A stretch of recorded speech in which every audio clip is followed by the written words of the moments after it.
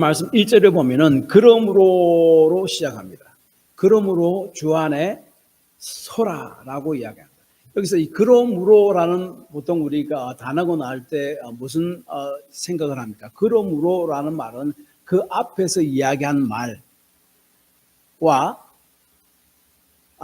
말에 대한 결론을 또 이야기하죠. 내가 이렇게 이야기했는데 그러므로 너희들은 이렇게 하라, 그 말입니다. 그래서 이 그러므로라는 말씀은 이전 장 3장에서 말씀하신 말씀과 연결되어 있고, 그리고 앞으로 이야기할 4장 2절부터의 말씀이 연결되어 있는 말씀입니다. 그래서 1절에서 주 안에 서라라는 말씀은 앞장에서 말씀하신 가짜 복음을 믿음으로, 잘못된 복음을 믿음으로 아무렇게나 사는 사람들을 따라서 우리 몸을 방종 가운데 방치할 것이 아니라 예수 그리스도께서 다시 오실 때까지 예수님을 더욱더 알아가고 닮아가고, 고난을 통해 하나님께서 예수님을 부활시킬 그 능력을 이 땅에서 경험하며 살아가다가 우리 주께서 오시는 날 완전한 영광의 부활로 들어간다는 사실을 분명히 믿고 그렇게 살아가라. 그러므로 너희들은 이 땅에 살 동안 어떻게 그러한 믿음을 가지고 구체적으로 살아가야 하겠는가 하는 것을 4장에서 7가지를 이야기합니다. 그래서 오늘 본문 1절에서 7절까지는 그 중에서 4가지를 말씀하고 있는데, 그것을 제가 말씀드리고, 그 다음에 다음 주를 추수감사절이니까 추수감사절 지난 그 다음 주에는 나머지 3가지에 대해서 제가 말씀드리도록 합니다. 주 안에 서라라고 1절에 이야기하는데, 그것은 한마디로 말하자면 주께서 걸어가신 길을 너희도 따라 걸어가라는 거예요. 주께서 걸어가는데 그 발자취가 있잖아요. 그 발자취를 최이세라는 말이에요. 그대로 따라서 걸어가라는 말씀입니다. 어떻게 주 안에 서고 어떻게 주님께서 걸어가신 발자국을 우리가 하나님의 자녀로서 그리스도인으로서 따라가는가, 구체적으로 어떻게 해야 되는가? 먼저 한 마음을 품으라라고 2절에 이야기합니다. 빌립보서는 기뻐하라는 말씀이 굉장히 많이 나옵니다. 그래서 사람들은 주로 이 빌립보 성경은 기쁨의 성경이다라고 부르지만은 사실은 기쁨보다 더 강조하고 더 포커스를 맞추는 것은 성도들의 연합입니다. 1절, 2장, 3장 계속해서 나오는 것이 그 연합에 대해서 굉장히 강조해서 이야기합니다. 근데 오늘 2절 말씀해 보니까 이 빌립보 교회에 유오디아와 순두계 이 두 여인이 나오는데, 이들이 갈등하고 있음을 우리가 알 수 있습니다. 그래서 이 두 여인의 이름을 언급하면서 주 안에서 같은 마음을 품으라라고 말씀합니다. 이 두 명의 여인은 바울의 복음 사역에 함께 열심히 일한 여인들이었다고 우리가 생각할 수 있습니다. 이들은 빌립보 교회 성도들이었습니다. 아마도 이들은 여자지만은 그 교회의 지도자적 위치, 정말 열심히 일하는, 없어서는 안 되는 그런 사람들이었던 것 같습니다. 근데 이 둘이 주에 대한 열심이 너무 많으니까 이 두 분이 서로 의견이 충돌이 있었고 다툼이 있었습니다. 그래서 주 안에서 같은 마음을 품으라라고 2절에서 이야기합니다. 그런데 오늘 본문을 말씀하면은 유오디아와 순두계를 이름을 언급하면서 주 안에서 같은 마음을 품으라고 이야기하면서 사도 바울은 그들을 꾸짖는 것이 아닙니다. 왜냐하면은 이 3절에 보면은 이 두 여인을 뭐라고 이야기하는 거면은 복음에 나와 함께 힘쓰던 여인이다 라고 이야기합니다. 여기 힘쓰다라는 그 헬라어 단어의 뜻이 뭔가 하면은 운동 경기를 하면서 경쟁하다, 그리고 로마 시대 때 원형 경기장에서 노예들을 서로 이렇게 싸우게 하는 그 글라디에이터 경기, 그것을 이야기하는 거예요. 다시 말하면 혹은 또 군인들이 전쟁에서 싸우는 거예요. 그러니까 함께 군인으로 그 전쟁에 출전해서 적들을 대항해서 함께 싸우는 것.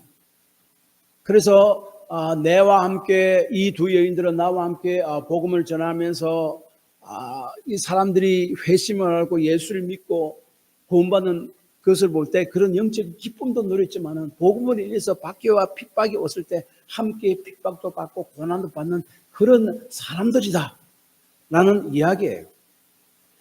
그리고 이들이 그들의 이름이 내 생명책에 있느니라 라고 말씀함으로 이 두 요인들로 인해서 빌립보 교회는 분열이 비록 일어나긴 했지만 이들은 주님께서 너무나 사랑해 주셔서 자신을 주기까지 함으로 구원한 하나님의 자녀들임을 결코 잊지 말라 하는 말씀이에요. 다시 말하면 그들은 주를 위해 희생까지도 기꺼이 감당하는 헌신된 사람들이자 하나님의 자녀이므로 그들은 교회 공동체에서 마땅히 존경받아야 할 사람들임을 말함과 동시에 또한 주 안에서 같은 마음을 품으라 라고 말씀합니다. 권면합니다. 그러니까 아주 부드러운 말로 사도 바울은 성령의 감동하심을 입은 사도 바울은 권면하고 있는 것이죠. 여기서 같은 마음을 품으라라는 말은 만장일치가 되어야 한다 말이 아닙니다. 완벽한 합의에 이르러야 한다 그런 이야기도 아닙니다. 여기서 그 강조되는 말은 마음의 태도를 말합니다. 같은 마음을 가지고 한 목적, 한 골을 위해서 나가야 된다는 거죠. 운동 경기장에서 각자의 그 축구 경기장에서 축구하는 선수들의 포지션은 각각 다릅니다. 그런데 한 개의 목표는 뭡니까? 상대 공격을 막고 우리가 상대 골대에 골을 넣는 것 그 한 목표입니다. 성격도 다르고 포지션도 다르고 운동하는 플레이어 모든 다 다릅니다. 그러나 같은 한계가 있습니다. 상대 선수의 골을 막고 또 상대편 골에 골을 넣는 것 한 목표란 말이에요. 그것을 지금 이야기합니다. 이 하나의 목적을 위해서 하나가 뭉쳐야 된다, 하나가 되어야 된다. 그것은 포기하지 말아야 된다라는 이야기입니다. 하나의 목적이 뭡니까? 복음 증거와 교회의 유익을 이야기하죠. 주의 몸된 교회와 복음 증거의 증거를 위해서 나는 이렇게 생각하고 저 사람은 저렇게 생각하고 다른 의견이 있을지라도 결국 어느 것이 더 유익이 되는가 생각해서 더 유익이 되는 것이 내 의견이 아니고 저 사람의 의견이라고 생각하면 마땅히 내 것을 접어두고 의견을 받아주는 것. 왜? 목표가 그것이기 때문에 그렇습니다. 그것이 이제 한 고을에 자신을 포기할 수 있는 그것을 이야기합니다. 우리가 그 축구 경기를 보면은 마지막에서 이게 플레이어들이 막 상대편 골문까지 다 가잖아요. 패스 하면서 가는데 순간에서 이제 거의 결정적인 순간입니다. 내가 차서 넣을 수도 있고 옆에 있는 동료에게 패스하면은 또 넣을 수 있는데 옆에 있는 동료에게 패스하면은 골이 들어갈 확률이 더 많습니다. 그렇게 되면 어떻게 합니까? 내가 골을 넣는 그럼으로써 영광을 받는 것을 포기하고 옆에 있는 동료에게 패스해서 포기해서 골을 넣게 하는 것. 그것을 이야기합니다. 한망. 그래서 사도 바울도 그렇게 이야기했죠. 고린도전서 8장 13절에 이야기하기를 그 당시 그 고린도에 그 파는 모든 고기들은 우상에게 제물로 바치고 나서 그것을 고기로 파는데 그것을 먹어야 되느냐 먹지 않아야 되느냐. 사도 바울은 자주는 우상도 실제로 있는 것도 아니고 하나님만이 실제는 그런 신인데 나는 믿음으로 먹으면 아무런 소용이 없다. 그런데 만약에 내 우상에 바친 제물을 내가 먹는 것을 보고 믿음이 약한 다른 성도들의 믿음이 상처를 준다면 그것 때문에 나는 먹을 수 있지만 나는 영원토록 고기를 먹지 않겠다라고 이야기합니다.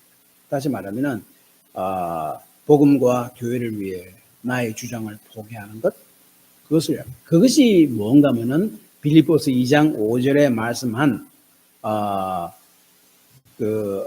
우리를 구원하기 위해서 예수님께서 자신의 하나님으로서의 권리와 특권을 내려놓으신 것 그것과 연결이 됩니다. 그것이 바로 같은 마음을 품으라. 복음 증거와 교회의 유익을 위해서 나의 의금과 생각도 기꺼이 내려놓을 수 있는 것. 그것이 하나의 목표고 고리이기 때문에 그렇다 하는 것입니다.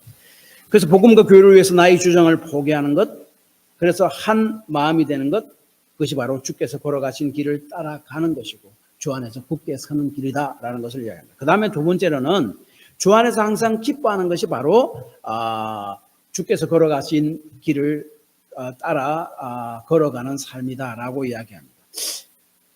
기뻐하라라고 이 4절에 이야기하는데 이 기뻐하는 것은 돈 안에서 기뻐하라라고 이야기하고 있지 않습니다. 내 생각대로 되어가는 환경 안에서 기뻐하라 말씀하고 있지 않습니다. 여기서 말씀하고 있는 것은 주 안에서 기뻐하라라고 이야기합니다. 성경을 보면은 그리스도 안에서라는 말을 쓸 때가 있고 주 안에서라는 말을 쓸 때가 있습니다. 그리스도 안에서라는 말을 쓸 때 강조하는 것은 예수님의 구원의 일에 초점을 맞춘 말입니다. 그러므로 그리스도 안에서라는 말은 예수 그리스도의 죽으심과 부활함으로 우리에게 구원을 가져 주시고 모든 죄를 용서해 주시고 새로운 피조물로 만들어 주셨다 하는 것에 초점을 맞춥니다. 구원과 새로운 피조물에 초점을 맞춘 말이 바로 그리스도 안에서라는 말입니다.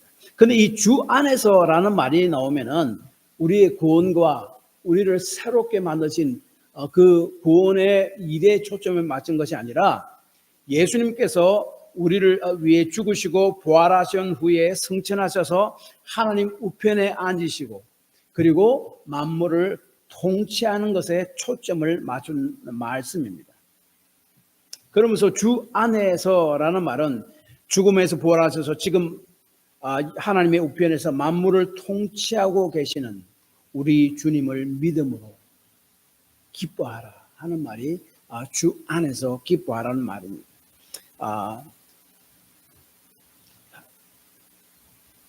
우리가 많이 들어본 우리 그 하나의 그 예화 있잖아요. 그 종교 개혁자 그 마틴 루터가 그 종교 개혁을 시도하다가 너무나 힘들어가지고 낙심해 있을 때 그 아내가 갑자기 그 검은 상구를 입고 딱 나타났습니다. 그때 부인에게 그 루터는 이렇게 물어봤죠. 누가 죽었어? 라고 이야기했는데 그 루터 부인은 이렇게 이야기했습니다. 하나님이 죽었어. 그러자 루터는 어떻게 하나님이 죽을 수 있어? 라고 이야기했죠. 루터 부인은 하나님께서 죽지 않았다면 왜 당신은 하나님 일을 하면서 낙심하고 있어? 라는 말을 했습니다. 이 말을 듣고 루터가 정신을 차리고 낙심을 딛고 일어섰다라는 일화가 있습니다. 일그러지고 비통한 마음을 고치는 방법은 예수 그리스도를 보고 그분 안에서 기뻐하는 거예요. 주께서 나를 지금도 위에서 죽으시고 부활하시고 승천하시고 말미암아 나의 삶을 통치하고 계신다는 것을 믿음으로 성경의 진술을 믿음으로 기뻐하는 겁니다. 기뻐하는 명령을 순종해서 행할 때에 모든 상황을 컨트롤하시는 하나님의 임재를 우리는 점점 발견하게 될 것입니다. 우리는 내가 원하고 예상하는 대로 상황이 되어 가지 않을 때 하나님 대해 불평하는 것이 아니라 그 가운데서도 하나님께서는 여전히 나의 삶을 컨트롤하고 계신다는 사실을 믿음으로 우리는 기뻐할 수 있다 하는 말입니다. 그러므로 주님께서 나의 삶을 컨트롤하고 계신다는 사실을 믿음으로 모든 환경 가운데서 기뻐하는 것, 그것이 바로 주께서 걸어가신 길을 그대로 따라가는 것이 된다 하는 것을 이야기합니다.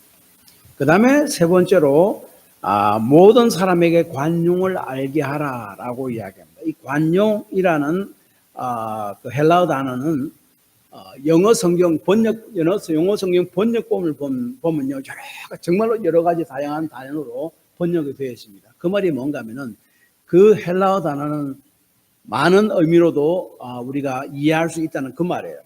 몇 가지 이야기하면 moderation, 온건함, graciousness, 친절함, 상냥함, 자애로움 이런 것들, reasonableness, 합리적인, gentleness, 온유함, 관대함, 이 모든 것들이 다 이 관용이라는 그 헬라어 단어 안에 다 들어가 있습니다. 이 관대함이란 다툼과 이기심과 정반대되는 행동을 이야기합니다. 다툼과 이기심. 의도적으로 자신을 낮추는 친절함을 말합니다. 예수님께서 하신 행동입니다. 우리 지나가다가 가난한 그 홈리스 피플을 만날 때, 그리고 혹은 나보다 못한 사람들을 내가 도울 때에 보통 이런 마음이 있잖아요. 내가 그래도 당신보다는 내가 괜찮은 사람이고, 그래서 내가 당신에게 내가 좀 이렇게 자비를 베푼다, 은혜를 베푼다, 적선한다, 이런 좀 마음에 좀 우울감을 가지고 하는 때가 많잖아요. 그런 마음으로 베푸는 것이 관용이 아니라는 거예요. 거의 관용이 아닙니다. 성경에서 말하는 그 관용을이라는 단어를 내가 대할 때에 생각나는 하나의 일이 있습니다. 아주 오래된 한 20년 전의 일일 겁니다. 제가 미국에서 이제 여기 한 동네 그 맥도날드 갔었는데, 마침 그 맥도날드에 점심 때 내가 배고파서 갔는데, 거기에 그 주변에 있는 그 고등학교 운동선수들이 한 30명 넘게 꽉 차 있는 거예요. 내가 들어가서 애들이 지금 벌써 그 햄버거를 오더를 하고 있었어요. 그럼 제가 햄버거를 오더하려면 그 30명이 다 할 때까지 기다려야 되잖아요. 이제 걔들이 들어와서 막 오더를 시작하고 있습니다. 근데 그 옆에 그 코치가 저를 쓱 보더만은 그 애들한테 이렇게 이야기하는 거예요. 얘들아, 저분이 혼자 이게 왔는데 저분한테 이렇게 오더하는 것을 좀 양보하면 어떻겠냐.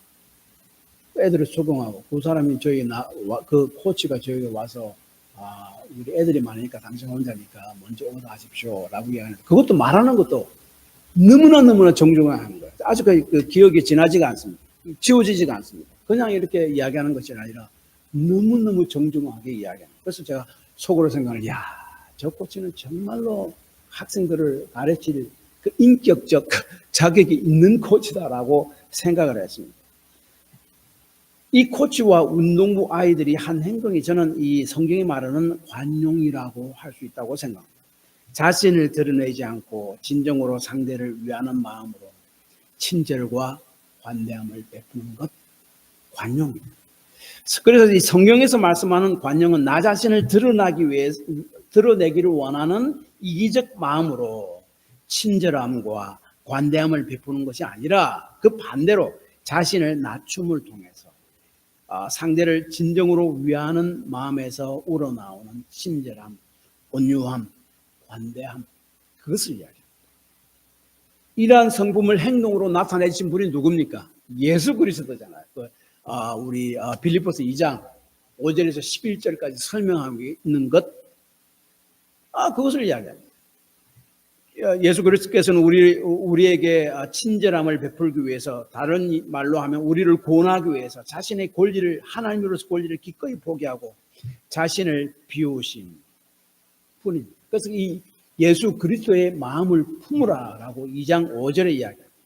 자신을 낮추기까지 남을 위하는 마음, 관용입니다. 그런데 이 관용을 모든 사람에게 알게 하라라고 이야기합니다.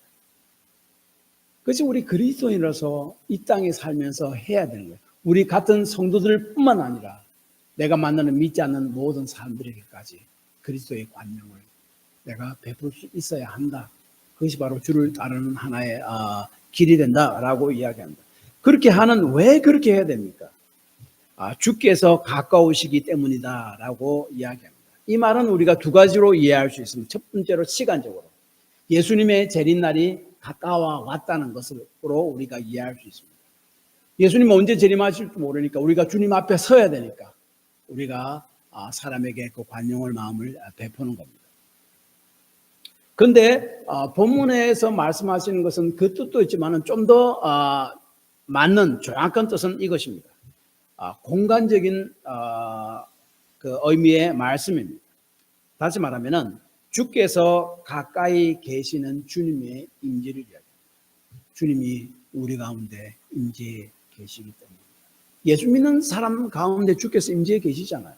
주께서 우리 가운데 임재해 계시기 때문이다. 그러므로 관용을 모든 사람에게 알게 하라. 제가 오래전에 한국에서 어떤 집에 식당에 이런 액자를 이런 구절이 적힌 액자를 본 것 아주까지 기억납니다. 그것이 뭐라고 저는 이렇게 써 있습니다. 그리스도는 이 집의 주인이시요 식사 때마다 보이지 않는 손님이시요 모든 대화에 말없이 듣는 이시요. 예수님께서 내 옆에서 내가 하는 행동, 말 보고 계신다면 내가 내 자신을 나타내고자 내 자신을 과시하고 나의 이기심으로 인해 내 자신을 나타내서 오는 그런 다툼을 기꺼이 포기하고 다른 이들에게 친절한 관대함, 관용을 베풀려고 하지 않는 거죠. 예수님 내 옆에 보고 계시고 내 생각까지 다 알고 계시고 나와 임재하고 계십니다. 그래서 예수님과 같이 주님의 길을 걸어가려 하는 자는 주께서 내 곁에 계시다는 것을 인식하고 나 자신을 낮춤을 통해 다른 이들에게 친절한 관대함, 관용을 베풀어야 한다. 이기심을 제거하는 게 굉장히 중요합니다. 그 다음 마지막으로 아무것도 염려하지 말라라고 이야기합니다. 어니 제이 젤린스키는 이렇게 이야기했습니다. 걱정의 40%는 절대 현실로 일어나지 않는다. 걱정의 30%는 이미 일어난 일에 대한 것이다. 걱정의 22%는 사소한 고민이다. 걱정의 4%는 우리 힘으로 어쩔 도리가 없는 일에 대한 것이다. 결국 96%의 걱정은 일어날 일이 없는 근심을 위한 걱정이다. 4%만 진짜로 걱정해야 될 것이다 하는 이야기죠. 그래서 이 아무것도 염려하지 말라는 이 말씀은 우리가 겪고 있는 어려움이 아무것도 아니기 때문에 또한 허상이기 때문에 걱정하지 말라. 그렇게 사실은 또한 이야기하고 있지는 않습니다. 그렇게 생각하는 것이 보통 불교잖아요. 내가 마음을 비우면은 그것이 다 헛것으로 보인다 이런 식으로 이야기하잖아요. 성경은 그걸 이야기하고 있지 않습니다. 현실은 현실이죠. 그것을 직시하라는 거예요. 제가 작년 봄에 우리가 병아리를 사서 이제 키웠는데 한 몇 달이 지나니까 중닭이 되었습니다. 근데 조그만 케이지에 있는 병아리를 잡아서 이제 그 큰 우리 치킨 쿱 속에 이제 옮겨놔야 되는데 제 큰아들이 조그만 케이지 속에 들어가서 병아리를 이제 중닭을 한 마리 잡으려고 하니까 다른 닭들은 다 도망가 버리죠. 막 안 잡히려고. 근데 한 마리 닭은 어떻게 하냐면 저 구석에서 머리만 콕 쳐박고 있는 거예요. 자기가 안 보이니까 괜찮다는 거예요. 그래서 염려하지 말란 말은 그냥 있는데 없는 식으로 나는 안 보인다. 막 그런 식으로 하지 말라. 그 말도 아니란 말이에요. 오히려 이 말씀은 염려의 존재를 부인하지 않고 염려를 어떻게 다뤄야 하는지에 대해서 말해주는 말씀입니다. 그래서 6절에 모든 일에 기도와 간구로 너희 구할 것을 감사함으로 아뢰라 라고 말씀합니다. 여기서 그 기도를 강조하기 위해서 기도라는 말을 3번이나 강조합니다. 되풀이합니다. 그것은 기도, 간구, 너희 구할 것. 너희 구할 것은 간구보다 좀 더 구체적인 말이고 간구는 기도보다 좀 더 구체적인 말입니다. 하나님 앞에 기도할 때 이렇게 기도도 할 수 있지만 점점 더 구체적으로 세세하게 하나님 앞에 이야기하는 뭉뚱그려서 이야기하지 말라는 거죠.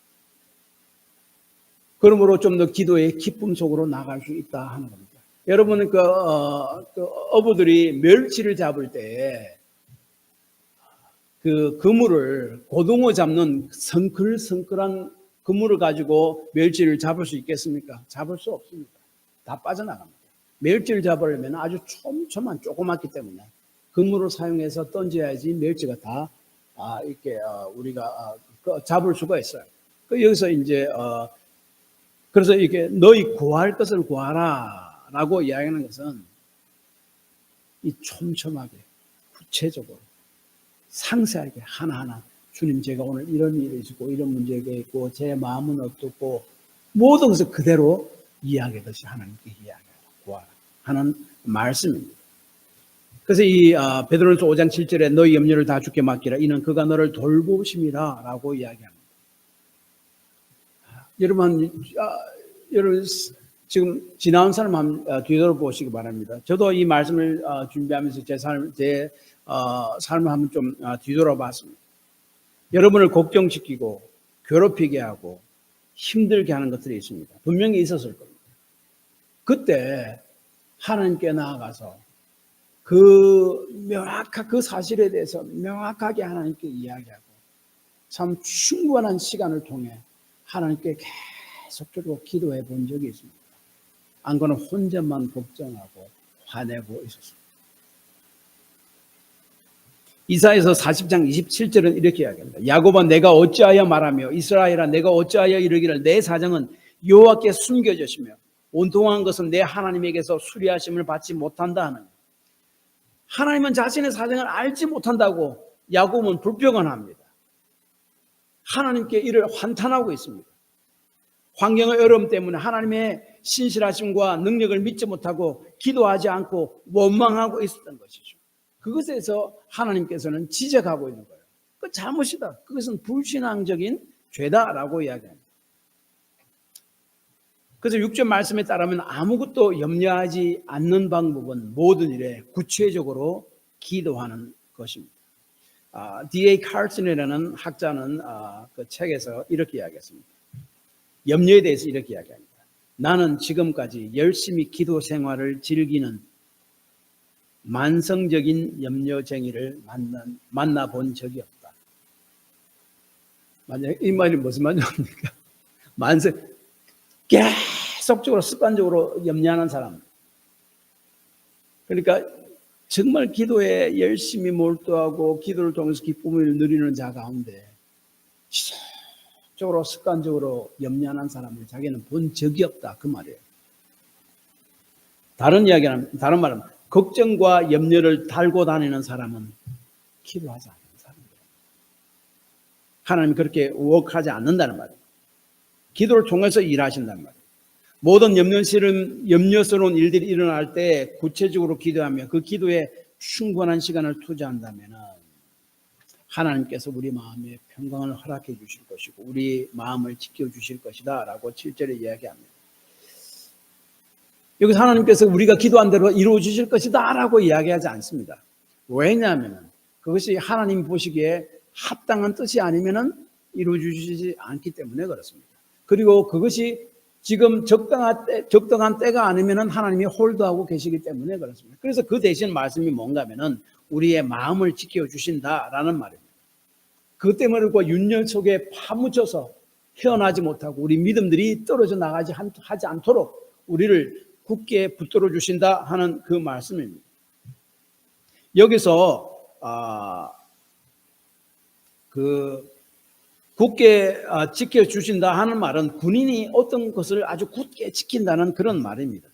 하나님께서 우리 마음을 굳건히 지켜주셔서 하나님께 불평하고 하나님께 불신앙 가지는 죄를 짓지 않도록 도우신다 하는 그런 말이죠.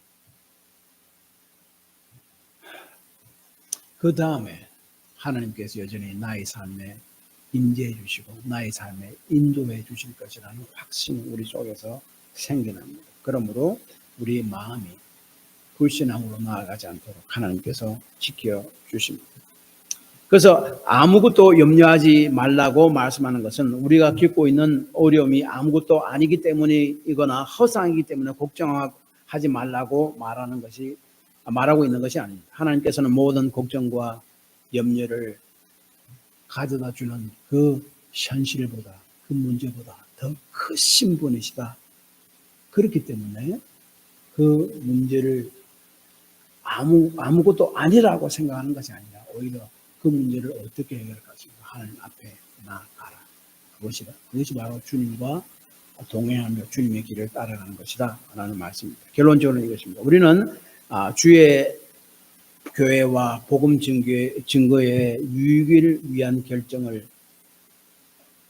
위해서 나의 주장도 포기할 수 있어야 하고 그러므로 이를 위해서 연합할 수 있어야 한다라고 이야기합니다. 또한 주께서 나의 삶을 컨트롤하고 계신다는 사실을 믿음으로 모든 환경 가운데서도 기뻐해야 한다. 그리고 주께서 내 곁에 계시다는 것을 인정하고 나 자신을 낮춤을 통해 다른 이들에게 친절함, 관대함, 관용을 베풀어야 한다라고 이야기합니다. 시간을 들여 구체적으로 나의 문제를 주께 이야기하는 기도를 통해서 염려가 나오는 만성적인 영적 질병에 걸리지 않도록 해야 한다라고 말씀합니다. 이것을 믿음으로 실천하며 나아갈 때에 주님 앞에 서는 것이 되는 것이고 주님께서 걸어가신 길을 따라가는 삶이 된다 하는 것이 오늘 말씀입니다. 기도합시다.